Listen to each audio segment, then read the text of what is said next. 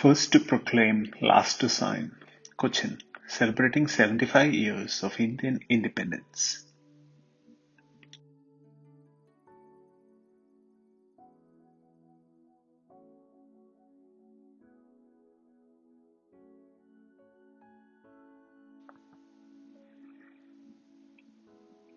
The importance of 29th May in the history of Cochin, Kerala and India.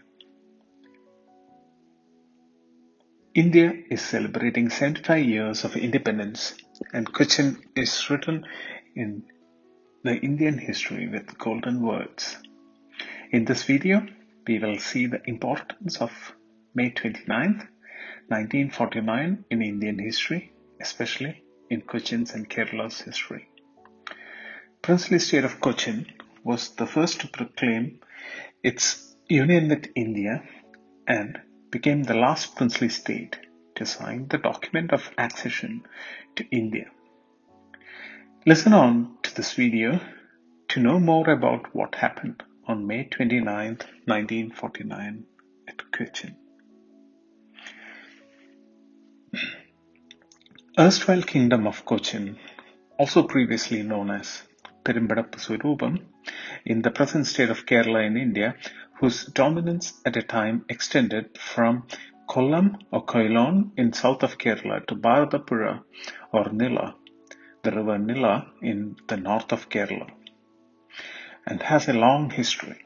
History of Cochin is very vague before the advent of Europeans in India, but based on different versions of history, Perimbadappu Swarupam or erstwhile Cochin royal family's origin would be either in the 5th century or the 8th century or the 12th century CE.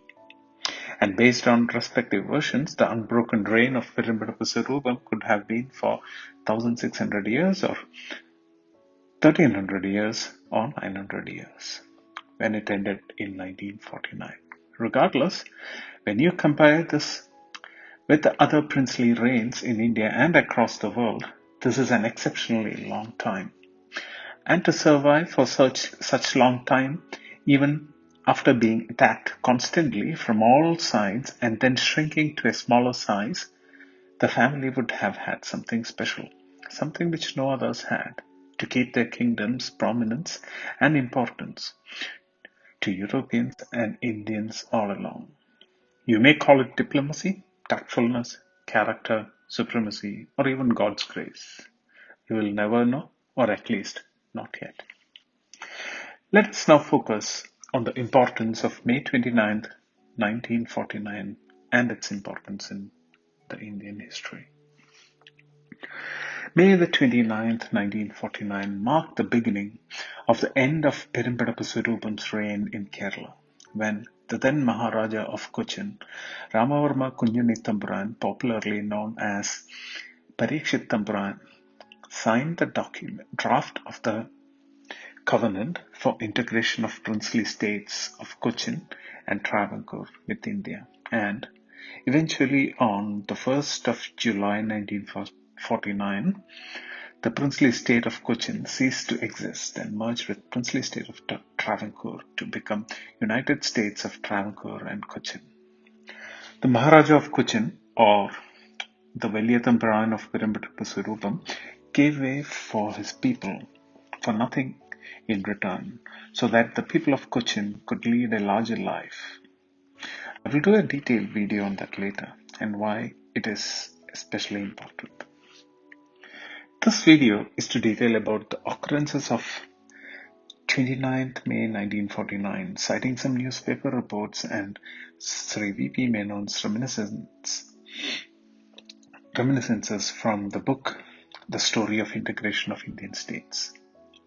Sardar Vallabhbhai Patel, the Iron Man of India, was tasked with the role of integrating all princely states, apart from one. Sardar Patel completed his responsibility along with his trusted lieutenant, Sri Vapala Panguni Menon, or simply called as V.P. Menon. Cochin and Travancore were the last two princely states to sign the integration treaty, and Maharaja of Cochin was the last ruler to sign.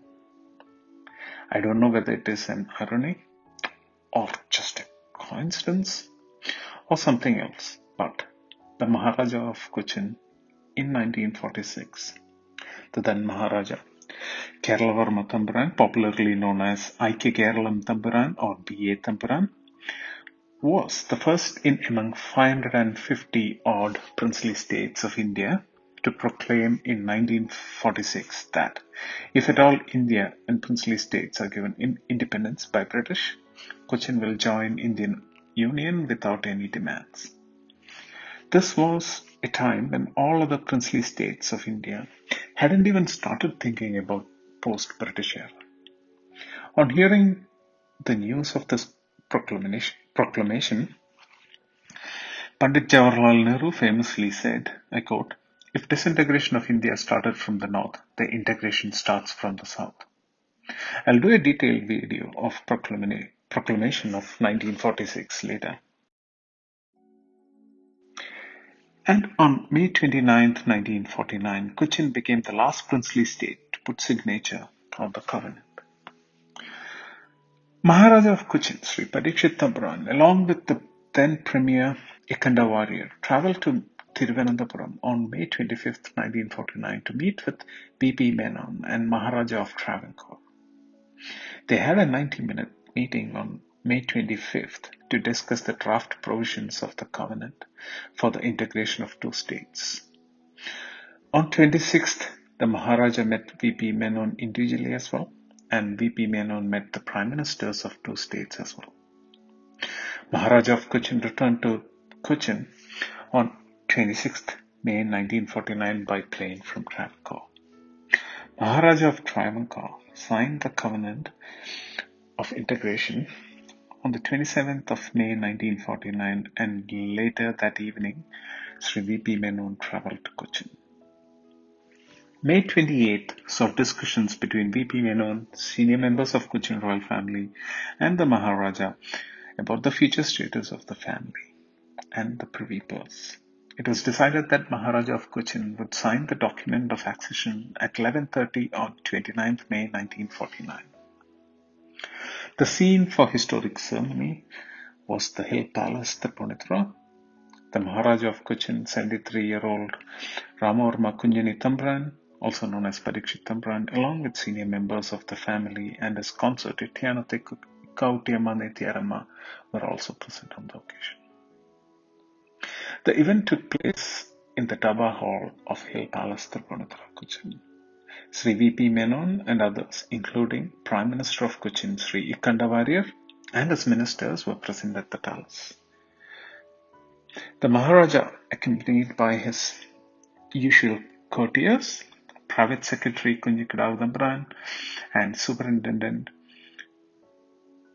Sri Elamanahedi, entered the hall, followed by V.P. Menon and others. There on a table was kept a lighted lamp, the traditional Nilavilakku, and a silver bowl of coins. The Maharaja went straight to the table and meditated for a few minutes in front of the lamp, slightly touching the bowl. The occasion was profound and there was an airy silence. Then the Maharaja took a seat along with others. As Sri V.P. Menon placed the covenant for signature, the Maharaja opened the cap of his fountain pen, but just before signing, he replaced the cap, put down the pen, and continued to sit motionless. A while later, Sri V.P. Menon reminded the Maharaja about the signature, but then realized that the Maharaja was saying a prayer. Sri V.P. Menon felt considerably embarrassed and waited till the Maharaja finished. The Maharaja smiled and told Sri V.P. Menon that he was ready to sign the document. The Maharaja explained that he was praying to Lord Sri Purnathareja, the family deity of Cochin royal family, to look after the people of Cochin and the royal family in this new beginning. Finally, the Maharaja affixed his signature to the draft covenant, paving way for formation of a union of states of Cochin and Travancore, and everybody shook hands. Sri V.P. Menon then assured the Maharaja that the government of India would see that his dignity and prestige would be fully supported and that he would have no cause to regret the decision he had taken. The Maharaja then met the ministers and told them that in future it would be for them to look after the people of Cochin and the ruling family. The Prime Minister assured the Maharaja that he would carry out his wishes to the best of his ability. May 29, 1949 is a landmark for the people of Cochin and Kerala, the first princely state in India to proclaim their willingness to join Indian Union in 1946 and the last princely state to sign the document of accession. A day to be remembered and one of the longest ruling dynasties in India, self-effaced for their beloved people, holding their family motto high, Manam Kuladhanam Hina. Honor is our family treasure. Thank you everyone. I hope you all have enjoyed watching this video. Please like, subscribe and share. See you in the next video.